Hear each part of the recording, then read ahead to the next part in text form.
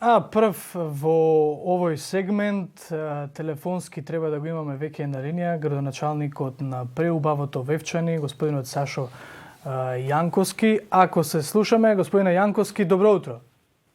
Добро утро за вас и гледачите на утрински брифинг и поздрав од убавото и сончево Вевчани.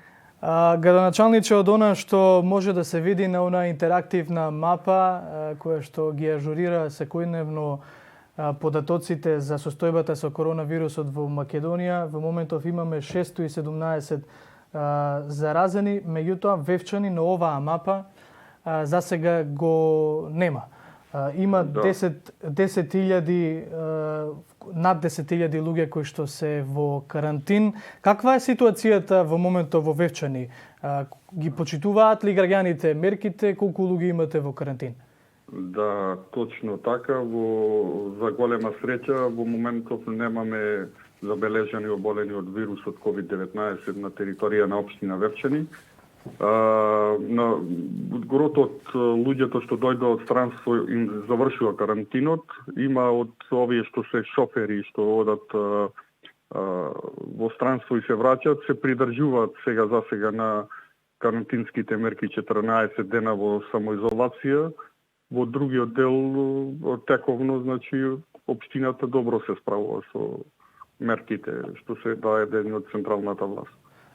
Пред да ве прашам за почитувањето на тој полициски час, како работите вие во моментов со некаква реструктура на општината или? Да, веќе пред носењето на вонредната состојба имавме, веќе оформен беше кризниот општински штаб и тука е вклучена и нормално и општината. Намален е бројот на вработените преку еден ден за да се редуцира бројот на вработени по канцелариите. Се работи со скратено работно време од 8 до 13 часот за странки. Се примат само предмети што се итни и неодложни во овој дел за работа со странки. Нормално тековните проекти, општинската администрација ги тера најнормално.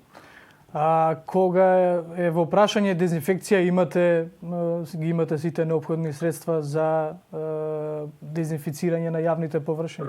Да, точно така, по задолжение на Централниот кризен штаб и владата, веднаш донесовме мерки, оперативни мерки за дезинфекција на улиците, се изработи оперативен план. Набавивме нова опрема за дезинфекција, прскалка што се монтира на трактор. Секојдневно ги дезинфицираме улиците, јавните простори што се под општината. Најголем акцент удираме и на просторот околу здравствениот дом доктор Светозар Чочоровски, бидејќи таму имаме и најголем број концентрација на луѓе. Од тука се носат, да речем, се примат и се носат пациентите во инфективната болница во Охрид или во Битола, понатаму ги транспортира. Градоначалниче, следниот односно викендов кој што ни следува ќе биде сериозен предизвик за граѓаните на Македонија, колку може да се почитува тој тотален карантин од попладне во петок до понеделник наутро. Сега, Вевчани од една страна ги има едни од најубавите природни пейзажи, природни богатства, пољани, како сакате, природа.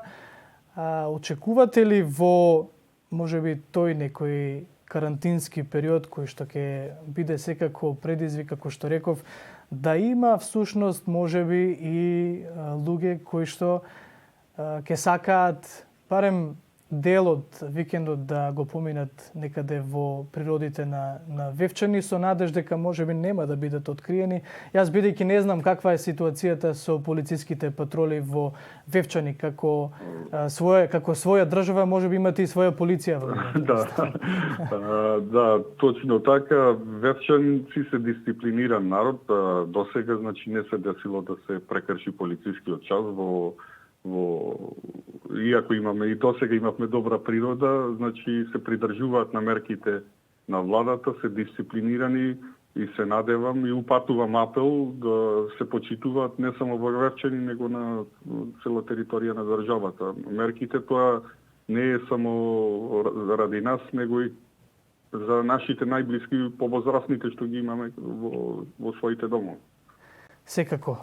Граначалниче, ви се заблагодарувам што одвоивте време за јавувањето во утрински брифинг да ги брифираме граѓаните што се случува во Вевчани, всушност и самите жители на Вевчани да слушнат од вас. Секако ќе бидеме на линија и во наредниот период во она што значи анализа на тоа како или пак информирање на тоа како на локално ниво се справуваме со коронавирусот. Благодарам уште еднаш. Благодарам и на вас за поканата да ме вклучите во емисија. Се слушаме.